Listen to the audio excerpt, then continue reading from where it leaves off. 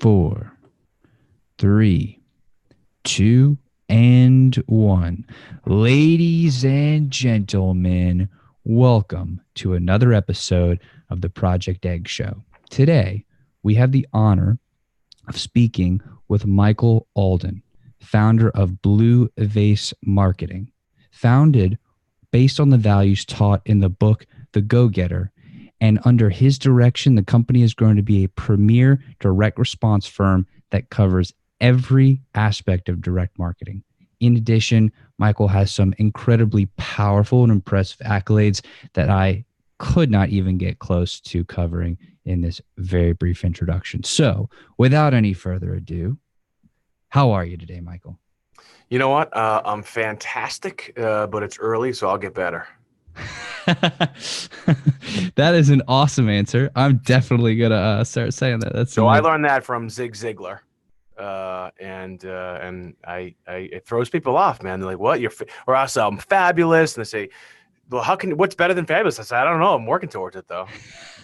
Even when you That's feel like great. shit and you say that, at some point you'll feel better. Yeah. Yeah, that's amazing. So thank you so much for coming on the show, man. I really do appreciate your Thanks time. for having me. Yeah, absolutely. My pleasure. Let's jump right in. All right, let's do it. What is your story? Wow. All right, what do we want to start? We'll start from birth. Yeah. I've told this story a bunch of times. So, I grew up like a lot of entrepreneurs did in a tough upbringing. I grew up surrounded by crime, drugs, violence. My mother's HIV positive. My stepfather died of AIDS. My stepmother just died of an overdose like a couple weeks ago. One of my brothers died of an overdose. Kid I grew up was in jail for life for murder. I remember what it was like to stand in the separate line in elementary school and middle school and high school because my lunch was subsidized by the state. I wasn't really the best kid. I used to fight a lot. Petty theft here and there. It was difficult, but I always tell people that I wouldn't want it any other way. And they said, "Well, what do you mean?" It was, I remember it was like one morning my mom said, "Hey, Mike, go outside and warm up the car." We're from Boston and it was in the winter, and I go out and the car wasn't there. And it's not because it was stolen, because it was repossessed, and the constant eviction notices and all that stuff. There were a lot worse situations than mine, the way I grew up. But I tell people, I thank the higher power, whether it be God or whatever it is, whoever you believe in, for that gift, because I have a chip on my shoulder. So I'm constantly trying to prove, to my girlfriend's mother, who told me I'd be dead by the time I was 17, or my guidance school counselor, who told me that college isn't for everybody and I should maybe consider something else. He was right.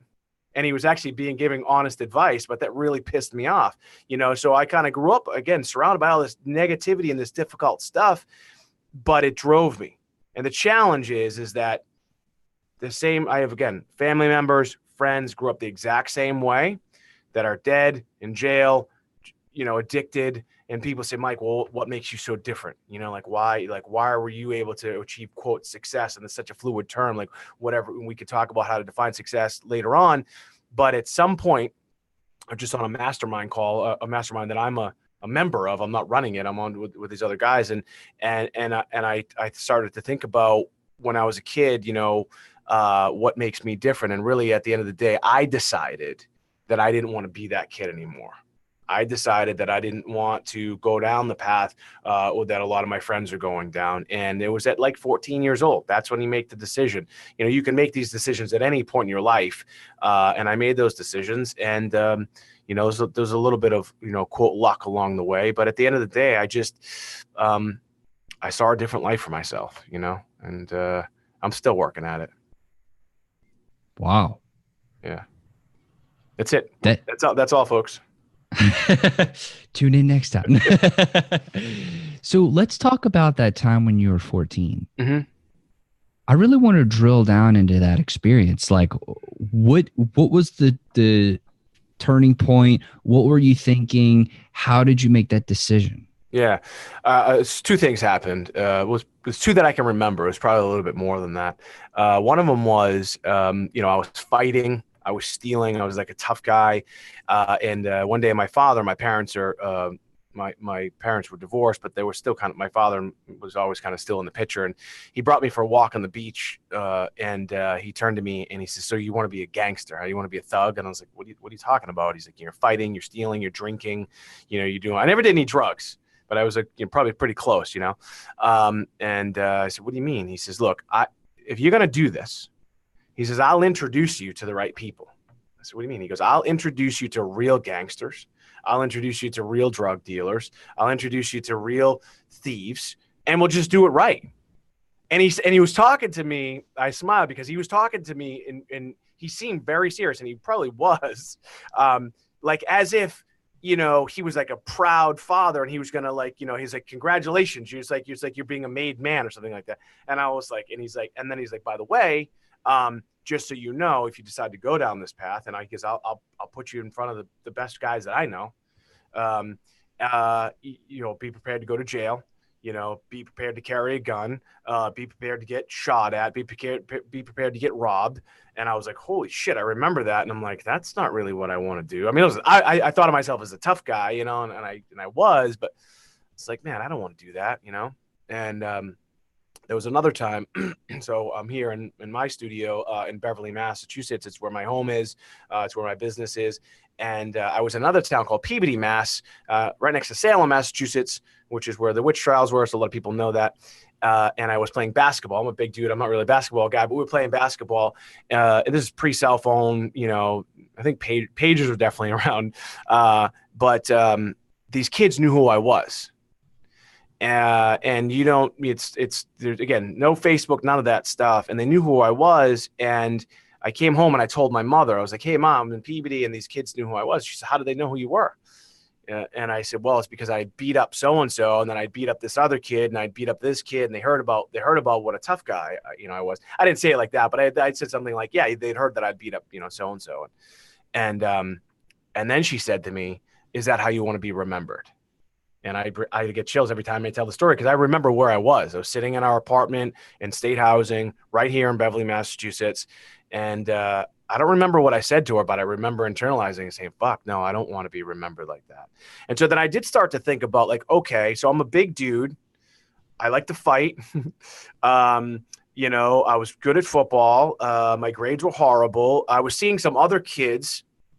See, where I grew up in Beverly, Massachusetts, it's a pretty diverse mix. You have extreme affluence. In fact, Beverly Hills was founded from a guy from Beverly, Mass. And then you have, you have extreme poverty as well, drugs, violence, the whole thing. And so I was able to see all that stuff. So I had friends that were what I thought were rich kids. They were just middle-class kids, and they were doing the right thing. We were playing football together, baseball together, and but they were getting good grades. And then they started talking about college and prep school and all this other stuff. And I remember saying to myself, I'm going to be left behind. And so right around that time, 14, 15, freshman year, sophomore year, like towards the end of my freshman year, I realized if I don't do something on my own, then I'm fucked. Like you can't really go back from that. I mean, you can always try and fix stuff, but you can't fix your grades, unless you stay back, and so that's when I decided, you know what, I'm going to focus on trying to get decent grades. I'm going to try to get into, college. And I did, so for my sophomore year, junior year, senior year, I went from being that punk kid on the streets to, it sounds so trivial now at 44 years of age, but it's a turning point in one's life, And so I made those decisions, and it was hard work, and I scratched and not really fought, but I mean fought for what I believe I deserved up until my senior year. I became class president, captain of the football team, doing all the right things. But by then, here's the part that I really want people to understand for your young listeners and viewers, is that even though I turned it around, I had screwed up so bad my freshman year and even into my sophomore year that my senior year, I had straight A's. It didn't even matter. I still graduated. I spoke at high school. I still graduated with a 1.9 GPA. It's a C- average. So the odds of me getting into college were slim to none, right? But I figured it out. Obviously I did. And then I went to law school. Maybe we'll talk about that later. But I just saw my life, and I tried to look into the future, and I said, I just didn't want to be that kid. I saw kids going to jail. And I also, growing up poor, I just knew I didn't want to be poor anymore. So those are the two moments that I can remember that definitely had an impact in my lives. My parents love hearing that story because they feel like they had an impact, in which they certainly did. So how did you then proceed after high school? Yeah. So, it was, it was, again, you work towards the grades, right? So you try and get those grades up to a point where, where you could at least be looked at. Took the SATs twice. I got the exact same score twice, which was a 910, which was, not good. It wasn't horrible, but it wasn't good. And then, but from that point on, so, I had coaches, and I had, other friends and their parents, and including my parents as well. Like they care, like my parents cared. My mother's HIV positive, not because she was a drug addict. She was infected from my stepfather. You know what I mean? My mother went to college. My father, even though my father was addicted to coke, but by then, my senior year, he had turned his life around. So they cared. And so they were, definitely tried to help me. And so when I talk about my first book, Ask More, Get More, I decided first that I needed to ask for more out of life, out of myself. Then I decided I was going to ask for more out of others, my mother, my father, my coaches, my teachers, people around me. I was a senior in high school. I remember this moment. A senior, captain of the football team, class president, really on an upward trajectory. And, pretty sure I was going to go to college by then, or at least prep school. I didn't show up to school. And I got a phone call from the head coach of the football team. And this is, again, no cell phones. I answer the phone. He's like, Mike, he says, if you don't show up to school today, you're off the team. That same day, true story, that same day, I was taking just college prep English, right? It's a little bit higher than regular English. Right. And she called my house too, same day. I find out later on in life, because I've talked to both of them, this was not a coordinated effort. They didn't even know that they were both doing. Both of them. She says, if you don't show up to my class, I'm going to fail you. And by the way, I had an A average, right? And I was like, what? So now, at that moment in life, I see so many people, especially young kids, like, fuck you, dude. By the way, hopefully you don't mind if I swear, but they're like, you know what? I'm not going to do it. I'm going to push the envelope. And it's that pivotal moment in life that really could change one way or the other. If I had decided, I'm going to push, I'm not going to go, my life would probably be a lot different, and so from there, it's like, all right, I saw my friends that were doing well, and I wanted to be like them. I wanted to be in college. I didn't want to be that kid that my girlfriend's mother said that I should have been. You know what I mean? I wanted to prove to everybody else that I'm worthy, and we all are worthy. And I just realized, and there's so many things. There's no secret pill. There's no formula. There's no magic potion that you can take. It's just fucking work, and you put in the work. I tell my daughter this all the time. Here's the deal: you put in the work, and the effort, and it's a conscientious effort, and whatever it is you're doing, sometimes it's not going to work out the way you want it to. Sometimes you're going to put in all that work, and you're not going to get a good grade. I tell my daughter that, it's going to happen. But when you put in all that work and you get that A, and I'm using A and almost metaphorically, when you use it in any form of life, when you put in all that work and you get the prize or the goal and you achieve that stuff, it feels great, man. It feels great. And so those wins, right, are so important, but also the losses are. So to kind of circle back to what we're saying is that I just decided that I wanted more wins than losses, and I was going to work for it. But man, 18 years old, 19 years old, and again, you score 910 in the SATs twice. You get waitlisted. But I mean, at least I got looked at. And here's the other thing. For me, it was football, right? I was good enough to get into like a Division II school, and that got me to where I needed to be. And then, by the way, then you start over, right? So now you're in college. You start all over again. But it was like a clean slate. So I get to college, it was a clean slate. And so, you're like, all right, I deserve to be here. I got in, I'm here. Now you got to make some of it. I see so many kids, especially the middle-class kids or the upper middle-class kids, and they just blow it.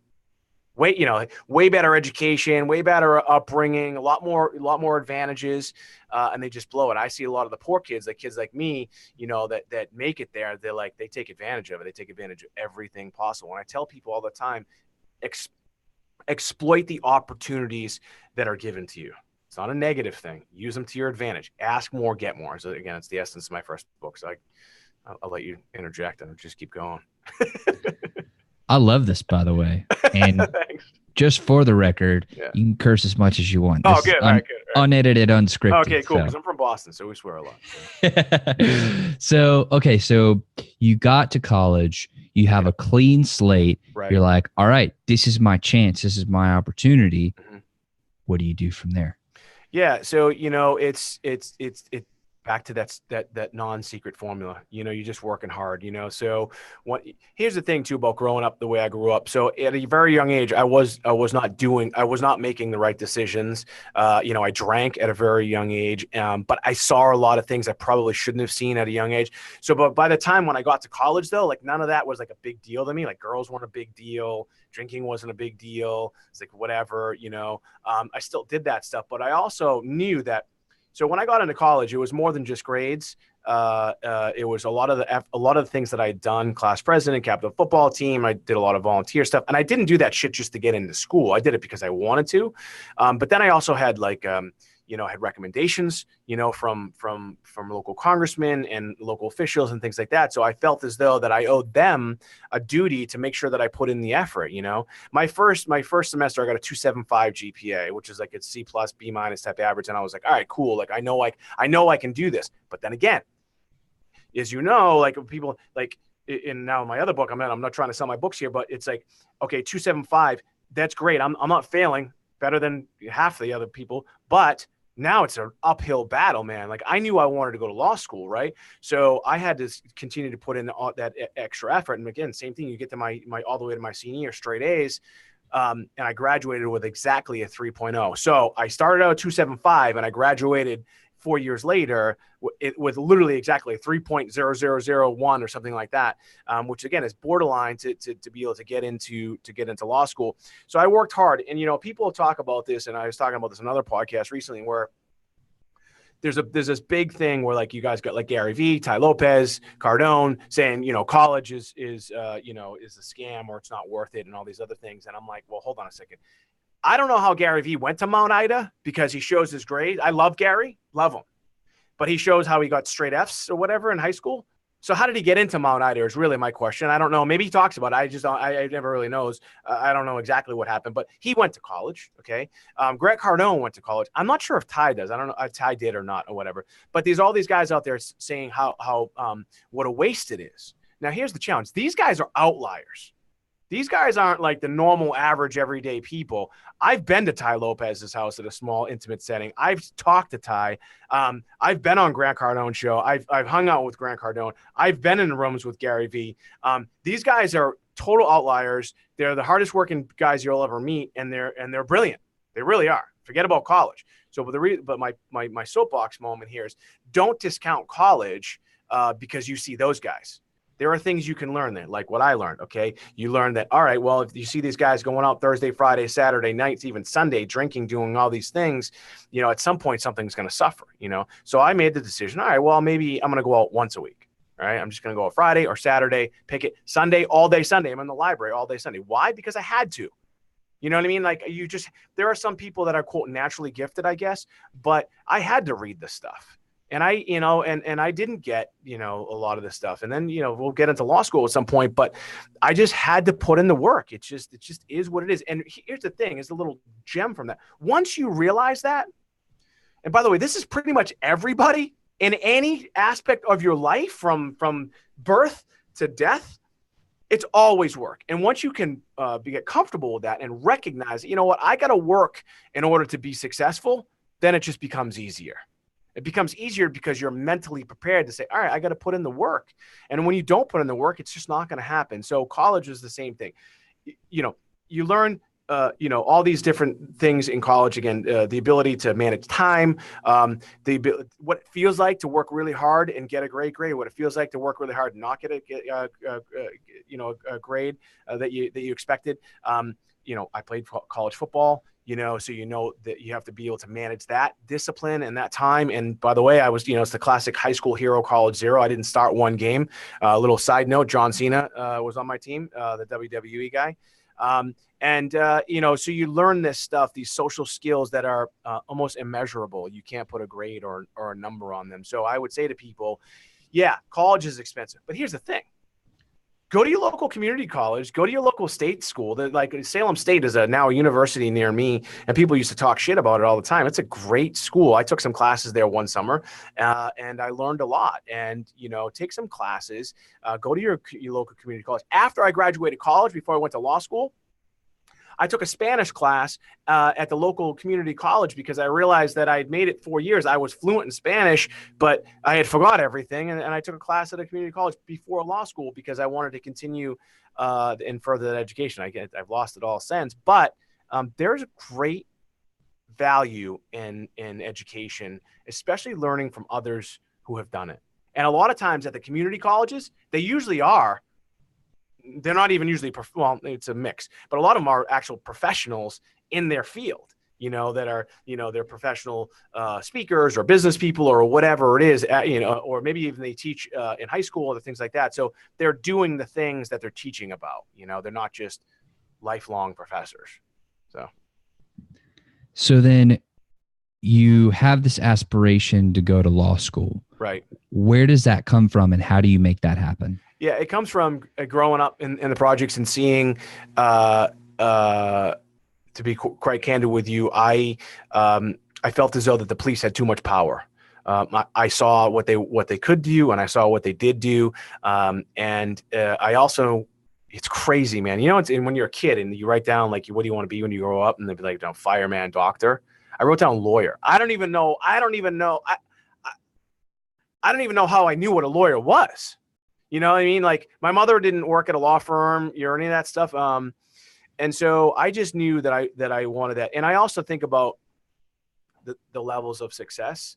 And so when you think about academia, the highest levels you can really get, right, is your PhD, MD, or your JD.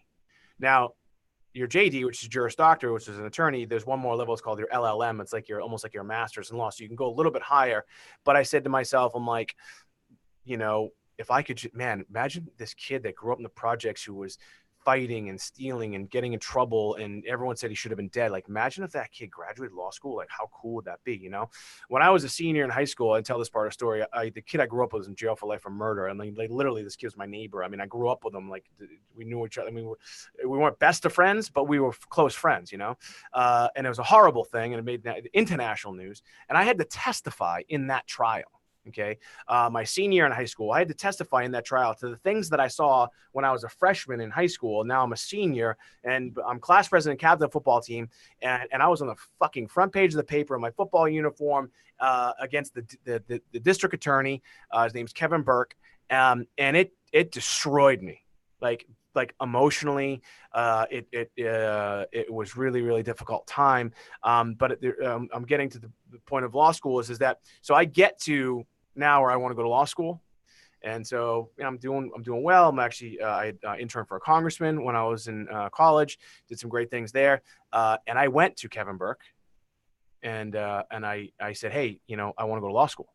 By then he had realized what a mistake he made because I wasn't a bad kid anymore. And I was doing a lot of great things. And so Kevin Burke, the district attorney, said, I'll do whatever it is I can do to help you. So again, I used that to my advantage. And I got interviews to law schools here in Boston, and they don't do interviews in law school. I don't know if they do now, but they don't interview. It's not like college. You don't have there is no interview process. But because my grades were on the bubble, I got a 145 on the LSATs, which is the low 30th percentile. Again, it's almost like I didn't even show up twice again. So my SATs were horrible. My LSATs were horrible. And I studied, I took classes, I did all that stuff. But what I did was I leveraged every possible connection I could have. Even the guy that trashed me in the newspapers, saying what a bad kid I was. But he realized then after that I wasn't, and said, hey, man, I need your help. Okay. So I get into law school, right? I get into law school. It's a completely different story. Now it's serious business. Now it's real. Now we're talking real money and I'm paying for everything myself, right? Law school, did great, on the dean's list 3 out of 4 years, top half of my class, all that stuff was just, and super. I mean, it doesn't get any more competitive than law school as far, and then, medical school maybe. And And I get to the end of law school and I realize, shit, I have no legal experience, like real legal, like, because I went to law school nights because I had to work. So because I, was poor. So I worked during the day, and then I went to law school at nights in Boston, Suffolk University. And I get to the end, I'm like, I have no legal experience. Some of these students that did go nights, they were really day students and they just went at night. They shouldn't have, but it throws up the whole curve. But it's a whole nother story. So they had real legal experience. They're like interning at law firms or they're working at law firms. And a lot of my classmates were like MIT, Harvard. I'll tell you a funny story. First day in class, all right, everybody's interviewing. Because everybody's introducing themselves. There's 150 people in the class. And it's a stadium style seating, and they get around to everybody. And it's like, this girl's like, oh, I'm a biochemist, at MIT. I have my doctorate in neuroscience. And I'm like, and this other one's like, I work at Harvard, and going on and whatever. And they get to me and I'm like, hey, my real last name's Shuko, by the way. I'm like, yeah, my name's Mike Shuko. I sell cars at North Shore Lincoln Mercury, which I did. I went to Springfield College, and I'm like, if anybody needs a car, come see me. Right. The whole place just couldn't believe what I said, because everyone's like, oh, look at me. I'm really, really cool. By the way, I sold 2 cars as a result of that. And it was really kind of like an eye-opening experience. And I created a lot of friendships from it, because most lawyers are really, really stiff. But this guy, Kevin Burke, I get to my senior year and I call him again. My senior year, your 4th year, call it. And I say, hey, Kevin, he was still a DA. I said, I need to do some sort of internship. Now they have a prosecutor's program and a public defender's program, but you have to kind of go through the whole process. I get to the end, I realize, shit, I'm kind of late. Call him up, talk to his assistant, done. I got in. I was what they call 303 certified. You get a certification by the Supreme Judicial Court here in Mass, and you go and you practice law as if you're a lawyer. The judges don't know. Nobody really knows. And it was an amazing experience. Now let's come full circle. Bad kid, growing up in the projects, doing bad things, hanging around with the wrong people, testifying in a murder trial that was international. It was like a big deal. It was a horrible situation. Guy trashed me, turned it around into a positive thing. Took a long time to see that. Kind of the little nugget in that whole story is all the shit that you're going through in your life, whatever it is. At some point, if you stick it out and you keep working hard and you keep doing your thing, it will work out. See, people always say, I have people, they'll say negative things about me, and as a human being, it's still hard to avoid it. But I know who I am. Remember when we first went on a second ago, like I was just doing the audio. I didn't even think I had a camera in here on this computer. And I was like, shit, I just got out of the gym. I was like, whatever. I'm like, yeah, fuck it. I don't care, whatever. I know who I am, and I know what I'm about. And I feel good about that. And so if people don't like it, fuck them, and so you just kind of work towards your goal of who you want to be, not who you want everyone else to think you are, like on Instagram, right? Like, oh, look at me. I'm in here in my Rolls Royce, Bentley, and all that. No, dude, you just rented that thing, man. Work hard and get that thing, then post a picture about it. And whether you're leasing it, like Ty Lopez leases his shit, who cares? Yeah, he's paying. I've been to his house. You know what I mean? Well, he's not there anymore. He was renting it, but it doesn't matter. I mean, if you've been to the Hollywood Hills or Beverly Hills and you've been to his house, like, I mean, you just look at it like it's $50,000 a month just to rent this place. Somebody's making money somewhere, So I'm off on a tangent. I'll stop. Well, please don't stop on your tangents, because they're awesome. Okay, so you're at the end of law school. You have this internship. Then what do you do? Well, so. Yeah, so I'm in, I get to the end, graduate, and then you spend all this time and all this money, and you have to take this test called the bar exam.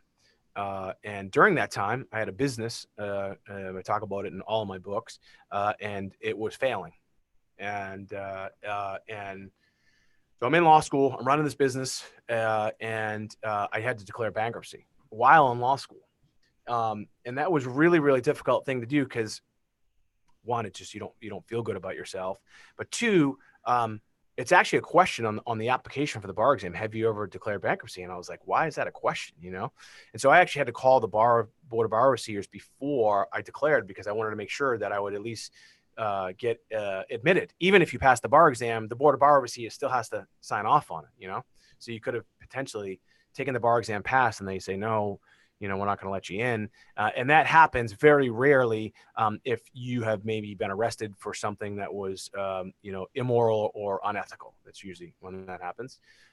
So I declared, and then I, because I was broke, so I grew up poor. I do all this stuff. I get to this business and I cash out my 401k. That's a whole nother story in and of itself. But I get to this point and I'm like running this business and it just wasn't working. I'm already in debt. And I had to declare, and I declared, and then I was like, shit, I need money, cause I'm totally broke. And so I found a call center right here in this building that we're in, that was open 24 hours a day, 7 days a week. And I was going to law school nights. And I'm like, I'm literally bankrupt. And I was working there like a legitimate 70 hours a week. Like I remember punching in the punch card and I was killing it. I was making like $2,000 a week. Even today, people would be psyched to be making that kind of money. Give me the extra $2,000 a week for those of you who don't think it's a lot. But I had to study for the bar exam. So I was balancing making money, paying my bills. I was newly married. So I had all this stuff going on. And I didn't study long enough. I studied for a couple of weeks and I didn't pass. And literally the first time I took the bar exam, I missed it by one question. And how do I know? Because they show you when you don't pass. And that's like, I remember getting the phone calls from all my friends that went to law school. Oh, Mike, I'm so sorry. And blah, blah, blah, and all this other stuff. And I had already read this book called The Magic of Thinking Big. And so my thought process had changed a little bit. And I knew that I hadn't prepared properly. And I knew that if I had passed, it would have been just luck. And when I got that and opened that envelope, it was like, someone had just, kicked my dog and punched me in the face at the same time. It just was like a really bad feeling, but I kind of knew it was going to happen. And so I made that decision shortly thereafter that I was going to crush it the second time, which, by the way, statistically, it's harder the second time because they look at it more closely. The bar exam comes in June or July, and then in February. It's offered twice a year. So that was in November when I got that, when I got that envelope that said, unfortunately, and by the way, I have that framed in my office. We regret to inform. And I studied for 13 weeks straight. I took one day off, 10 hours a day, every day. I got to the point where I essentially had a photographic memory. I could literally close my eyes and turn to constitutional law and say, there it is. There's the answer. There's my Mass accent. And I crushed it. Like, so here's the deal. When you pass the bar exam, they don't tell you what your score is. But it's 2 days. I got to the end of day one. I said to myself, I'm like, I don't even have to show up day two. I mean, you have to show up, but I felt like I had already scored high enough on day one that it didn't even matter what happened on day two. And it all comes down to one basic thing, and that's just preparation and hard work. It's devastating. When you take the bar, you go through 4 years of law school, and then you study, and then you don't pass the bar exam. It wasn't as devastating for me because I just didn't put in the work. If I had gone the second time, all that work and not passed, I don't know, man, it would have been really tough pill to swallow, but it happens, and so you just have to, you have to suck it up and do it again. And I know I have friends that have taken it, a few times and still haven't passed. And I have friends that have made it through 4 years of law school and decided not to take the bar exam because they're so scared. I was like, what are you afraid of, dude? They're just comfortable with their lives, and they're just, they're happy with the white picket fence and the 2 kids and go to Disney once a year. And that's cool. Like, that's what you want to do. But I'm like, man, you went through all this work and spent all this money, and you're not gonna take the bar exam? Like, really? So, and that's kind of how I got to where I am at today, is like, because your next question is going to be like, what happened next? So I'm just going to save you that moment. So that's, it's like you're a mind reader or something. Yeah, it's amazing. Yeah. So I was working in this call center. I missed the bar exam the first time. The owner came up to me and says, hey, we're going to need a lawyer. I didn't pass. So then I had to go to this guy and tell him that I didn't pass the bar exam. And that was like a difficult situation. And he's like, okay, well, you'll pass the second time.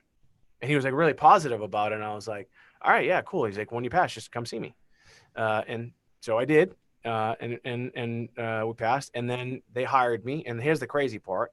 I tell this story all the time is the day I started with this company as a lawyer, I'd already been working in the call center. The day I started, we were sued by the FTC, the FDA, the IRS came behind them, and then it went criminal. The Department of Justice came after him. And so that's, okay, being thrown in the fire is an understatement as it relates to law. And by the way, when they went after him, we're talking $54 million lawsuit being filed against them. They went for asset freezes, everything. I mean, it was nasty. But that's how I grew up as a lawyer. So it was such an amazing experience. So I learned this business that I'm in now as a result of all that, because I had to learn it really fast. I had to know what was going on because I didn't know what was going on. We had outside counsel and stuff. I wasn't the only lawyer involved, but, and so I learned that whole business from the ground up. Plus I started out in this business that I'm in now. When I mentioned I was in the call center, I was in customer service, just making $12 an hour, you know, it just take people screaming at me. And then I went to sales. And so I learned all these different aspects of the business, and then I became their lawyer. So I learned everything, ins and outs of all of it. They ultimately succumbed and went out of business in late 2008. And that's when I started my company, Vase, because I realized I'm like, no one's going to hire me as a lawyer because we're just, you know, we're kind of like the company I was working for, they're, you know, kind of cowboys. And I'm an entrepreneur at heart, and I wasn't going to make the kind of money I was making. By the time I left there, I was making, you know, high six figures. And I just knew that I wasn't going to walk into a law firm. They weren't going to pay me that, you know, so my lifestyle had already changed to a level where I had to maintain that. And that's when I started Vase in February of 2009, I believe. Yeah. So let's talk about exactly what you're doing right now. You know, like, I'm about to take a drink of my Powerade. yeah, that's a good idea. But once we get through the Powerade, then yeah, I really want to know like what you're doing. You know, how you're helping people. Like, what's your superpower? Like, let's really drill down. Jeez, I don't know that I have a superpower. You know, I think if anything, we'll talk about superpower real quick, is the ability to handle stress and to deal with stress. As you get older, I don't think it gets easier. I think you're just able to manage it properly if you do it the right way. I found transcendental meditation 6 years ago. It changed my life. So I use that as a great de-stressor, and also helps me think, helps me with mental clarity. I'm not religious about it. I don't do it 20 minutes twice a day, every day like I should. I know I should. I'm self-aware of the fact that I know I should, but I also know that I do it enough to keep me balanced. And so the ability to handle stress is one thing. I think that people really don't understand what it's like to be a real entrepreneur. Like, you know, again, these CEOs of Instagram, you know, they mark themselves off as a visionary. I'm like, fuck you, dude. You're not a visionary. Like, if you're Steve Jobs, if you're maybe Elon Musk, you know, in our age, I don't know, and Henry Ford, I mean, those guys are visionaries. You're not a visionary, okay? And you're not an entrepreneur. To be an entrepreneur, you need to feel the pain that I felt. Gary Vee, entrepreneur. Grant Cardone, entrepreneur. Tai Lopez, entrepreneur. These guys, like, they don't see, the thing is Gary talks a little bit about it, but Grant doesn't really talk too much about it, and Ty doesn't either. But the pain that you go through on a daily basis, it's extraordinary. And there have been times where I literally curl up in a ball, literally in my basement, and just check out. And so depression is very high for entrepreneurs. Anxiety is very high for entrepreneurs. And so the ability to handle that stuff, it's not easy to do. And so I want people to know, when we talk about helping people, I want people to know that, look, man, first of all, you don't have to go through all that shit and to be an entrepreneur, but that's just kind of the way it is, especially when you experience the extreme lows that I've had, and then you have the extreme highs. And so that's when the addiction comes in for me. Addiction, people say, well, what's your addiction? It's business. That high is amazing. Like when your book, you know, hits Wall Street Journal, USA Today, like that's a lot of hard work. And then it's like, now I want to do it again. By the way, I've been chasing the New York Times every time, and I don't get it. So I get everything else, so for me, it's like almost like a letdown, but it's also it's a great achievement. So I want people to know, I want young people to know, I want any entrepreneur to know that it is extraordinarily difficult. And it is an awesome responsibility, especially, I mean, at one point I had almost 200 employees. I have like 30 now. And it's, my business has declined over time. We can talk about why, but it's also because I've become smarter. As a young entrepreneur, I was like, man, I want a massive company. I want all these people. I want just this big thing. And I would come in, in suits and pulling up in the Lexus and just like being a big shot. But I was burning through so much cash when I first started. It almost put me out of business because I wasn't really paying attention to this word called profit, So what I want people to know, and it's why I write these books, and I don't make money with these books, is that I just want people to know that it is difficult, but you can do it. You just have to put in the work, man. And it's so cliche-ish, and you see memes about it, and I try to kind of create my own versions of some of these like cliches, but it's the ability to overcome like constant disappointment. Zig Ziglar, we started out earlier. Zig Ziglar, talked about this, and he taught me this. He says that he's never failed at anything. He just suffers temporary defeats. And so I suffer temporary defeats day after day after day. But it's that one time that you win that makes a big difference, that can change everything.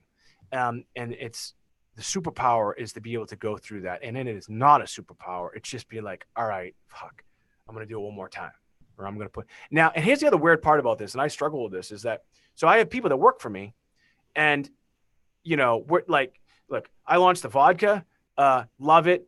We did great things. We won awards. We went against Bacardi in a packaging contest. Internet. We've won all sorts of medals. Did all this other stuff.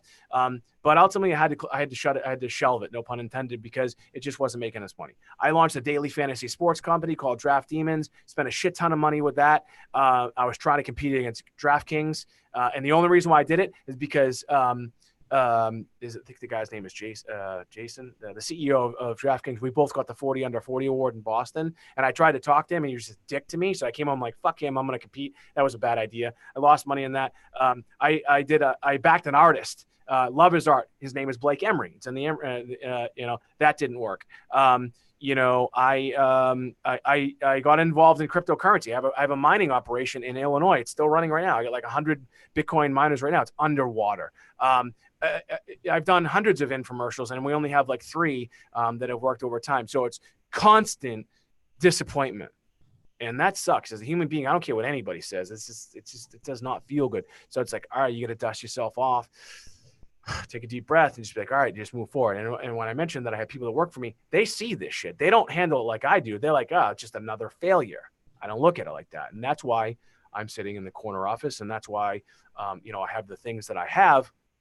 But it's an extraordinary responsibility, and it is very, very difficult. And so I just want people to see that. And my last book, Blueprint to Business, I just want people to really see that stuff and understand like what it takes. And and I think really you have to experience. You don't have to experience necessarily the extreme pain, but you have to experience what it's like. You just can't talk about it.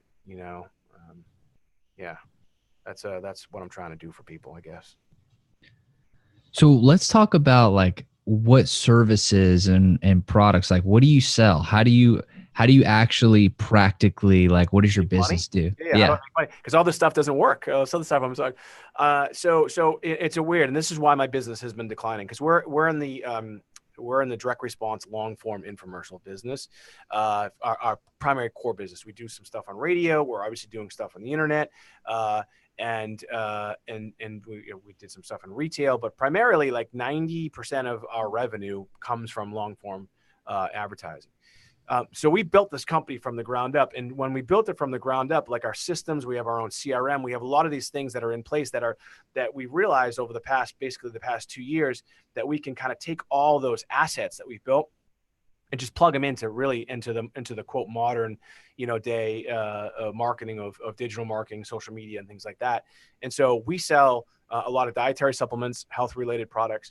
We do sell a ton of books, and we've sold a lot of books. And now we're also starting to basically take our know-how, my 20 years being involved in the world of marketing, both as a lawyer and as a CEO, and saying, hey, look, if you just did some of these basic things. I spoke at an event called Build Your Empire, and it was just it blew my mind, the lack of knowledge some of these kids had, but it also blew my mind the type of business they were doing. Like these guys are doing big business, but they have no idea. Like, so I have a call center still, right? I have inbound, outbound call center. I tell people, like, look, the old stuff still works. Like this thing right here, telephone, it still works. Like it's not going away. It's just changing. It's just evolving of what the telephone can do, as far as your iPhone, things like that, so these guys that are doing big business online, like Shopify stores or like ClickFunnels and things like that, they'll bring leads in, right?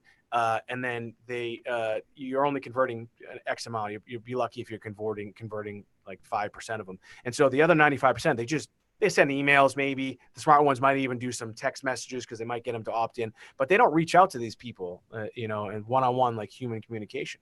We do that.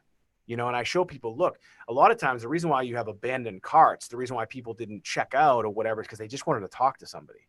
And you don't give them that ability. So, we take some of our old school stuff and implement it into the new school stuff that's happening. Direct mail, like right here, this is a restaurant that I own, and we, we're doing Facebook advertising, and we're also doing some direct mail, to bring people in there. So we're combining that stuff, and then of course just basic, like, word of mouth and Facebook and Instagram and a lot of that stuff. But a lot of the old school marketing still works. Direct mail, like if you're a digital marketer, no matter what if you have a physical product, even if it's not physical, direct mail, man, is killing it. And here's why: because people don't get mail like they used to.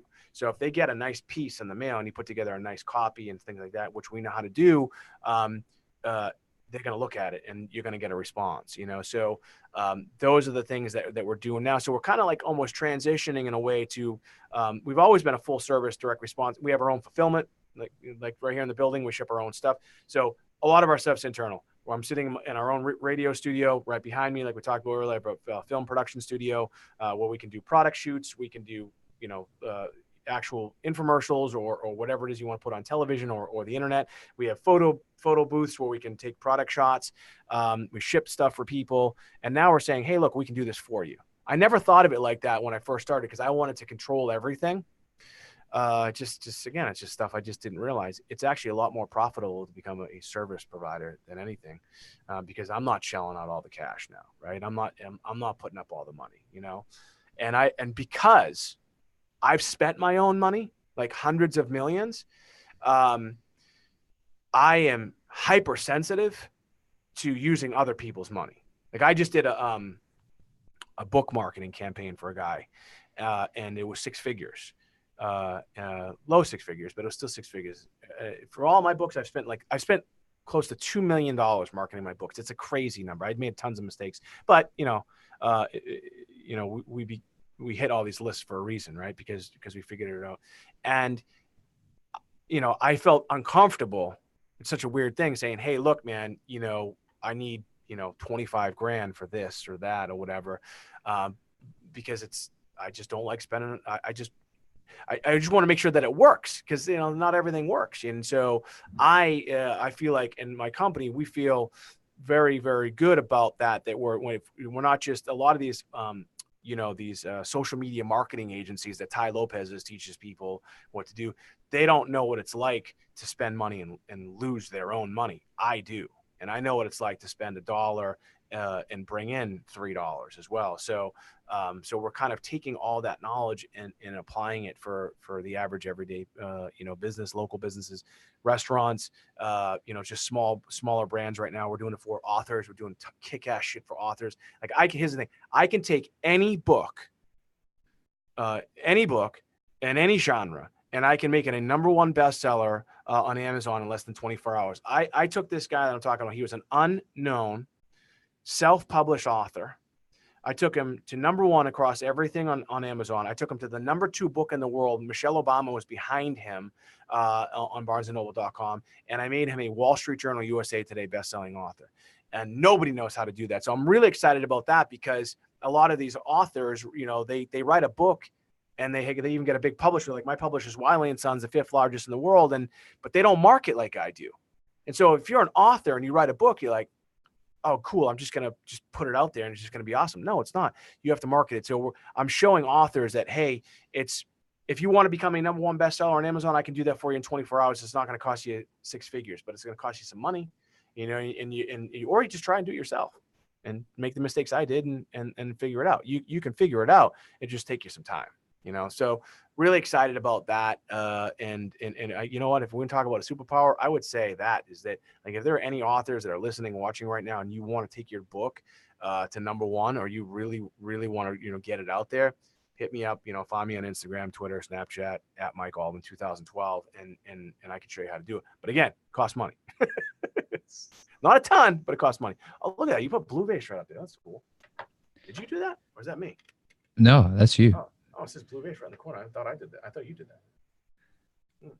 You know what? I actually think that's Zoom. That's Zoom doing that for us. Right. So, but yeah, so the question that I have then, I want to ask you something that you said earlier, about something that you said earlier.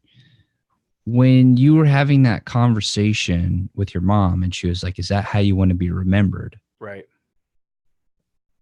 And you said, no, I don't want to be remembered that way. Right. How do you want to be remembered? Yeah, it's a great question. That's a tough, deep one, man. So in my book, Ask More, Get More, I tell people, I say, and I learned this from someone else. And by the way, we all learn stuff from other people. It's just our own, it's just our version of it. Right.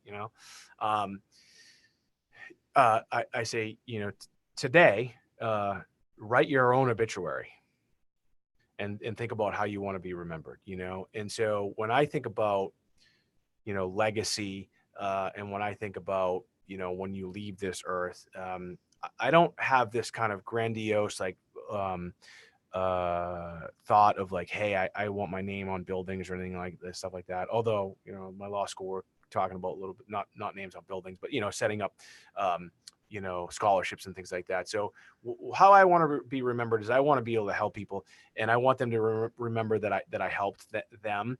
When I get and I don't get a lot of them, and my social media presence isn't really that strong, but when I get a direct message from somebody I don't know, from somewhere, like, my books are in China, India, Japan, Korea, and I'll get a message from somebody from another country, or even here in the United States, that says, hey man, I read your book and it changed my life. To me, like, that is like the best feeling in the world. And when I'm having a tough day, and when someone says that to me, man, it just makes me feel great. So I want to be able to help people. I coach my daughter's soccer team, and I've been coaching since I was since she's 13. So I've been coaching since she was 6. And these girls, I watch these girls grow up, and I look at them like almost like they're my kids. And so I love to see them progress. I love to see, them get better. I mean, I tell a story. When I first started coaching, it was like probably the second year. This girl, it's a horrible story to tell, but I'm going to take, because I'm super candid. And she came in, one of the coaches, I was the assistant coach, and he's like, I don't want to deal with her because she was a bit of a disaster. She was a basket case, never played soccer before. And I'm like, man, I don't want to deal with this kid either. Like, what's, I just want to have fun. And then I was like, you are such a fucking asshole, dude. Like, you're a coach, man. Your job as a U8 soccer coach is not to teach these girls how to become professional soccer players, but it's to give them the life skills that they're going to take and use later on in life. Like all the same skills that I learned from my coaches. And once that clicked with me and I realized what an asshole I was, I kind of made her my mission. And by the way, she's probably will not make a high school soccer team, but she's still playing soccer and she still comes to the games. And sometimes she comes in rotation. I'll end up coaching her. And so these are the things that I want to do for people. I want people to learn from the things that I've done. And it's a weird thing, but by the way, because I'm 44 and I think of it, I still feel like I'm that 21-year-old kid who's just a kid. And so it's weird trying to teach people stuff, but I was talking to some people. I'm like, you know what? I actually know a lot of stuff. I've been through a lot of shit. I've seen a lot of stuff. So I just want to help people. And I do it like every day. Like sometimes to my own detriment, like there are things I could probably make money with. But I genuinely like to help people. Look, there's a point where it's like, all right, it's enough. Like, there's only so many hours in the day. But if someone reaches out to me, like, whatever, Instagram, it doesn't, Snapchat, Twitter, Facebook, and they have a question, you know what I mean? I was like, hey, this is what I would do. Like when I spoke at this event, I didn't get paid to speak. I was just giving people, the knowledge that I felt as though is beneficial. The benefit to me is I filmed it. I used it for content. You know what I mean? It's like, there's my upside.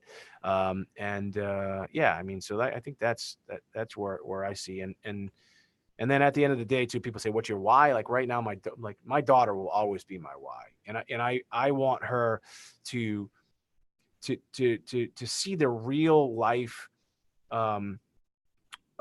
aspects of an entrepreneur, of a dad who, we're now divorced, but my ex-wife and I still really work well together. But I want her to understand real life stuff. I think a lot of parents make the mistake of hiding things from their kids. And I've had peaks and valleys, especially over the past couple of years. And I just want her to see it and appreciate it. So she has a lot more than most kids. But there have been times when I was like, man, things could get really ugly. And I kind of let her know, not to the point where I don't want to stress her out because she's only 12 or 11 years old at the time. You know what I mean? But I want them to see, I want them to understand, like, it's not easy. It's not always Disney and ice cream. Sometimes it's difficult, and kids need to understand that stuff because just like when we're coaching in soccer, it's those life skills at the end that they might get from that one time where I was like, girl's crying or whatever, she's hurt. And I remember when I was a coach, I had a coach, he says, are you hurt or injured? I said, what do you mean? I don't understand. He said, are you hurt? Are you injured? And I was like, why? He said, because if you're hurt, you can still play. If you're injured, you can't. And I remember thinking about that all the time. So it's even when you're coaching these 8, 9, 10, 11-year-old girls, and you have to like push them, not too far, but it's almost like that same thing. Like, okay, you just got drilled in the face with a soccer ball. Is your nose bleeding? Are you seeing, are you seeing double vision? Can you still play? Like, are you tired? Are you just tired? Well, get back out. You're not going to fucking die. Get back out. I don't swear at him like that, but get back out there and do it. You know what I mean? Like hustle. Like, I tell my daughter, I'm like, hey, I go to every one of her practices and I'm like, hey, like you let up there. Like when you're doing sprints, you run through the line. You don't stop. Because that's life, you know what I mean? You don't get to the line, then you stop. No, you run through that fucking line. You make a statement and you let everyone know, like, yeah, I'm working hard. So when I think about that, like, that's what I love to do, and that's how people will remember. It's a morbid thing to think about, by the way. To like think about death, like as you get older, I think about, man, like I just had it's a weird thing. It's just on my back. I just had a mole removed. I was all freaked out about it, and they called me 2 days later, and I was like, shit, this is not good. And they're like, yeah, normally they come back benign. And I'm like, here comes the fucking bomb. I had a friend of mine just die of melanoma, and she's like, yeah, yours came back atypical. I go, what does that mean? Well, and she's like being like, I'm like, is it cancer or isn't it? Well, no, it's precancerous. I go, I don't understand what that means. Please explain. I'm like a direct guy. She's like, well, if you did nothing, it could have turned to cancer. We removed it, so it most likely won't turn to cancer. But most people, the odds of them getting melanoma is like 2%. You're at now like 4%. So my odds just got worse. And that it's so silly to think about because I'm fine, but I'm like, fuck, man, what if it was cancer? Like how much, you know what I mean? Like how many more days? And so I really start to think about too, just in life in general. It's hard when you're young, but I'm like, all right, man, like I don't have a bucket list really, you know what I mean? But you got to start really kind of doing the things that make sense for you and your family and all this stuff, the money and all this other shit. It doesn't, none of that shit matters. And I got really comfortable with that, by the way, about 2 years ago. It was like, I don't care what people think about me. I don't care about Instagram and Snapchat and all that other stuff and showing people the watches. And I have done that here and there, but I just really don't care about the financial shit as much. I want to make sure that I live a comfortable lifestyle, but I just want to be happy. That's it. See, Wicked Happy. By the way, it's a t-shirt company I started. I just want to be happy. And it sounds, again, so just basic, but you get to a point where you're like, all right, a little bit older. I guess I do have a little bit of wisdom. I have a painting in my bedroom by this artist, Romero Brito. Google him. He's like the most prolific artist of our time. It's an original painting of the word happy over my fireplace. And I look at that And even just the fact that I just said over my fireplace, it's like in my bedroom. It's like growing up in the projects, like being, when the Salvation Army would subsidize my Christmas and my Thanksgiving. And I have this original painting, but I look at it to remind myself every day that happiness is something that you need to work towards, but it's also something that universally every human being on this planet wants. And that's what I'm chasing, happiness. That's awesome. I think that's great. So I want to thank you so much for coming on the show today.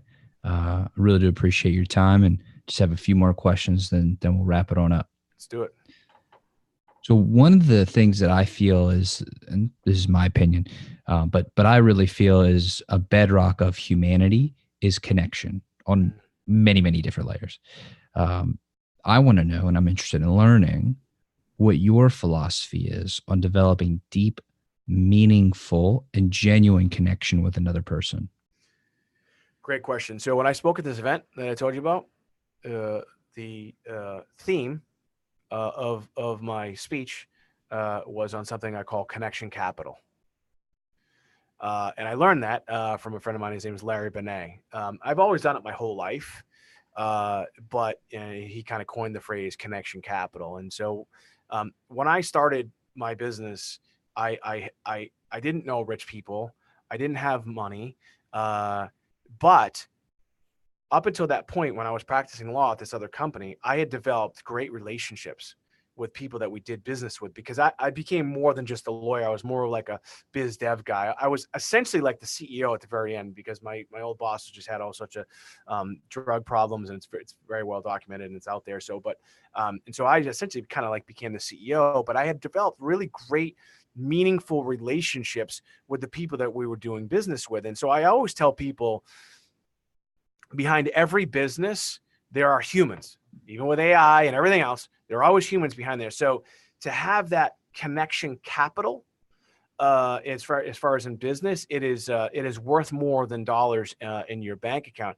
And so I have like real friends to this day that I met way back then, that are also that I do business with, and sometimes it's hard to separate them, especially when things go south.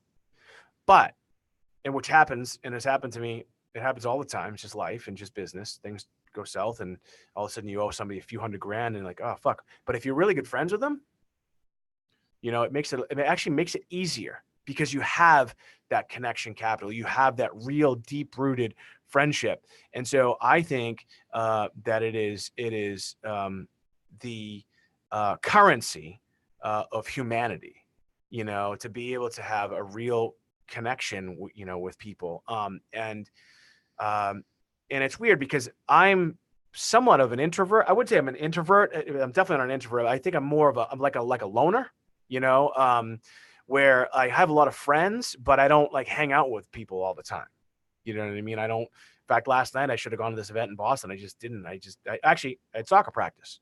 I should have gone to it, but soccer practice was more important to me, because my daughter is more important to me than anything. But yeah, to be able to connect with people is important, and you're either going to connect with people or you're not. I mean, there's just people you're just not. I tell my daughter this, like, I go, look, there are going to be kids you just don't like, and there are going to be kids that just don't like you. Don't let it bother you. You're going to have friends that are going to come and go. Just let it happen. I know it's difficult when you have a really great BFF, and she's gone now, whatever. That's just life. But you will have, they say if you have, if you can count 5 people on your hand, of great friends, then you're doing well. I think it is an undervalued thing and people don't really recognize it. And in this day and age of texting and FaceTiming and all these other things, it's evolving, it's changing. Like for me, I got to be honest, I think it's working for me and you. I think. But this right here, like I'm looking at you. I don't know if people can see it the way, I don't even know how the way the camera is set up. It's a little awkward for me at first, but it does work, but it's not the same, right, as sitting like right across from me. But to be able to develop a real friendship first, I think is like kind of the most important thing. Yeah, man, and how you develop them is just through absolute, genuine caring, for people. And, I don't know. I don't know how else to say it. I think it's a good answer. Definitely a good answer. Thanks. So last question for you. I'm 24. And the reason I say that is because it's relevant to the question. But what question should I be asking you? Specifically me asking specifically you with your knowledge, your wisdom, your genius, your experience that I just wouldn't think to ask. Yeah, you know what, man? I don't know. I don't know that I have the answer to that, that question. I think that, at 24 years old, I think about when I was 24, I was very impatient. I wanted everything. I saw, even though this was kind of like, Facebook, let me think. Yeah, Facebook, I think, yeah. So how long ago was that? 14, 15 years ago? No, let me see. I'm 20 years ago. Shit. How long's Facebook been around? 15 years? 2004. Yeah. And So before that, there was MySpace, stuff like that. So like, it wasn't really in my face, but it was, you know what it was for me and for my generation? I call it the MTV generation. So they had Yo MTV Cribs. And so you saw, and then it was this other one, which was by Robin Leach, like the Rich and Famous or something like that. So you saw that stuff, and you kind of got envious of that, and you wanted that stuff.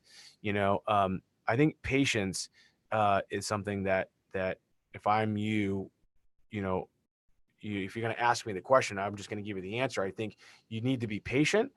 I tell people all the time, I say, I'm not in a hurry, but I act with a sense of urgency.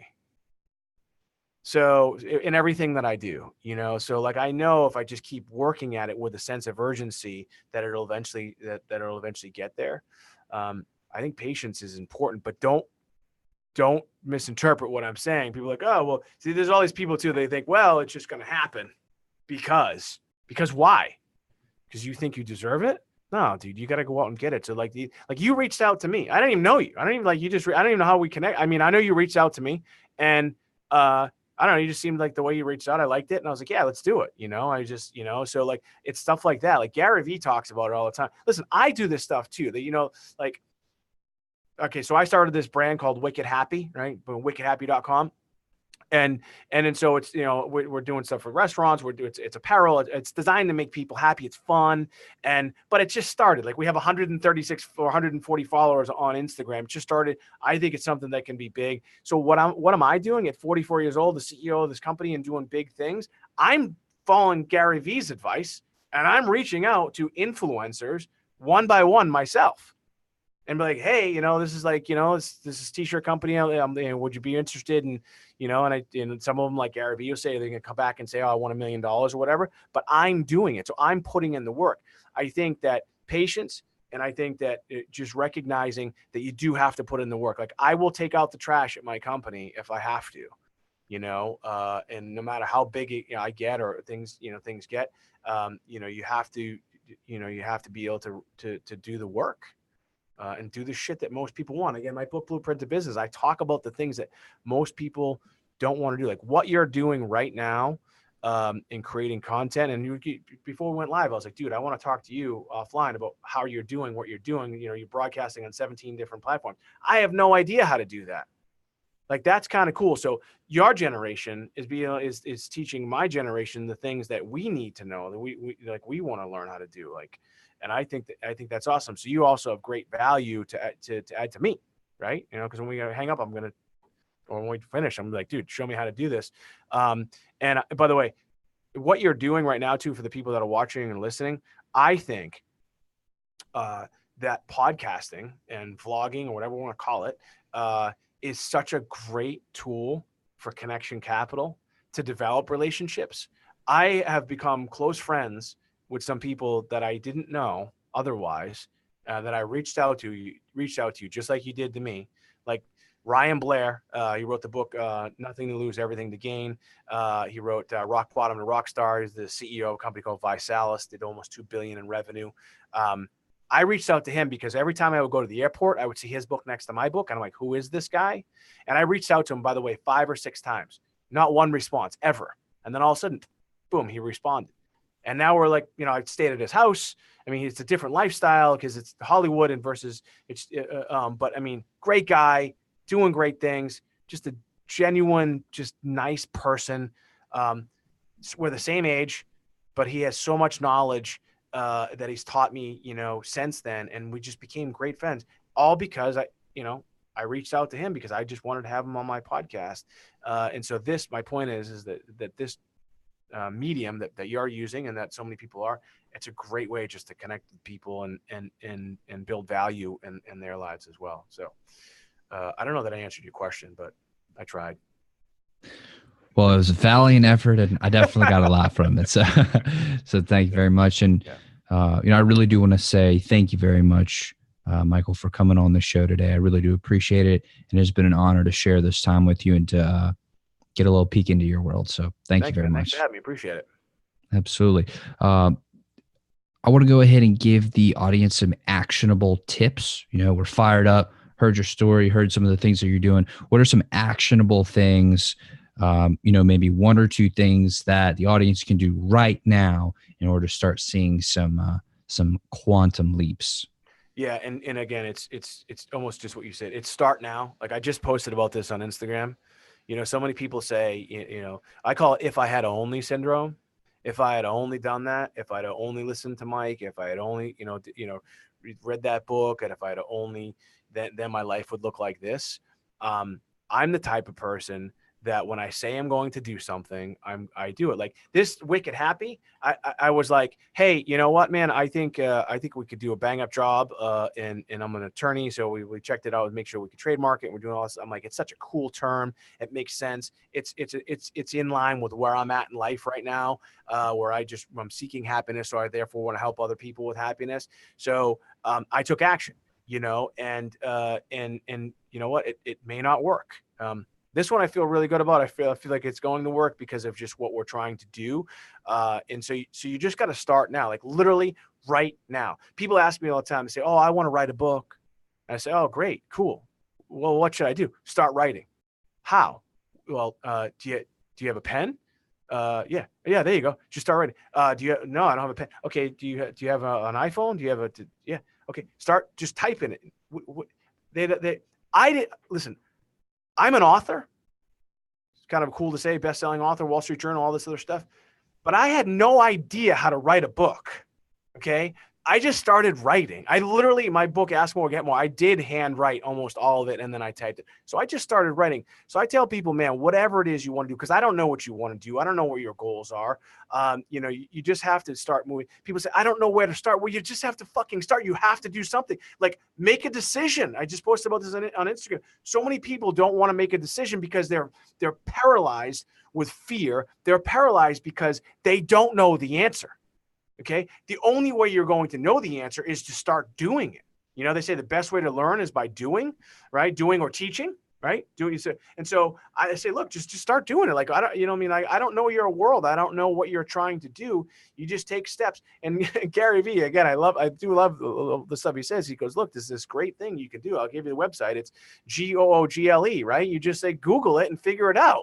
You know what I mean? I learned how to tie a Windsor knot on YouTube. You know what I mean? So it's like, the information, the difference between when I was your age and now is like the information's available. Like, it's there.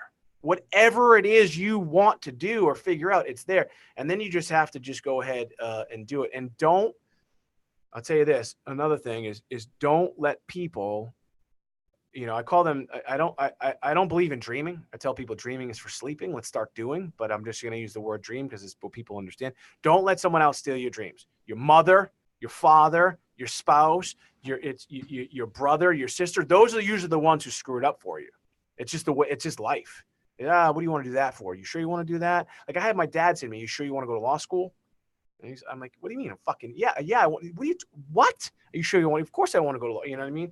I had an aunt say, oh, well, your cousin, she went to community college and she's doing great. You sure you want to go? Yeah, I want to go to law school. Like, they were stealing. Now, I don't think they were being malicious. Sometimes you have parents and family members that are straight up malicious, but don't let them, steal your dream. So real simple shit, man. You just have to do it. And then here's the other thing too. I'll give you three things. When you do decide whatever it is you need to do, you have to be consistent, because so many people, Everybody suffers from it, including me. So many people though are consistently inconsistent. So they'll go for like, and Gary just was, I was listening to one of his podcasts, be like, all right, well, like I'm reaching out to influencers, and it's like you go for like a week and then you just stop. Well, okay, well, is that going to grow your business? No, probably not. So you need to be consistent when you do it, and day after day after day after day, whatever it is you're trying to do, until you get to a point where you realize maybe it's just not working. Okay, if it's just not working, then you have to reevaluate. So be consistent, and then just start, man. You want to write a book? Start writing. You want to lose weight? Go to the gym, or just go for a walk. You know what I mean? You want to take that girl out on a date? Ask her out. You know what I mean? You want to go to college? Fill out the fucking application. Like all the shit that most people don't want to do. Just like, I mean, I could go on forever, but I remember filling out the application for college. It's like I had my mother help me because I couldn't do it. It's called the FAFSA form. I think it still exists. It's like it's almost like a barrier. It almost like they make it difficult for you to actually get into college. But it's all that stuff. It's just life. Like all that shit isn't easy, but you just have to kind of start. And all the mistakes that people make along the way, by the way, I tell people this too. The mistakes that you will make, 99.9% of them are fixable. So if you make a mistake, so look, at 24, like let's say you wanted to go big on something, you have an idea, like I did with my Zeus juice about, and I ultimately declared bankruptcy when I was 27, 28. I knew that when I declared, I could recover, right? So at a young age, so you do have an advantage, like you can recover financially if you go big on something. Cause like, all right, well, it didn't work. Like now I'm 44. It's like, if it's still, by the way, it still comes up, if I'm getting a bank loan or whatever, even though it's not on my credit, it still comes up, but you can recover. So you can recover from most of your mistakes. So don't let, your fear of mistakes also hold you back. So I'm just going to stop there, cause I could just keep being cliche-ish for the next hour, I guess. First hour history, second hour cliche hour. But again, thank you so much for coming on the show. I really do appreciate it. And to everybody who's listening, I want to thank y'all very, very much for sticking with us till the end, for supporting the show, for supporting me. I love y'all from the bottom of my heart. Thank you. And I will see you on the next episode.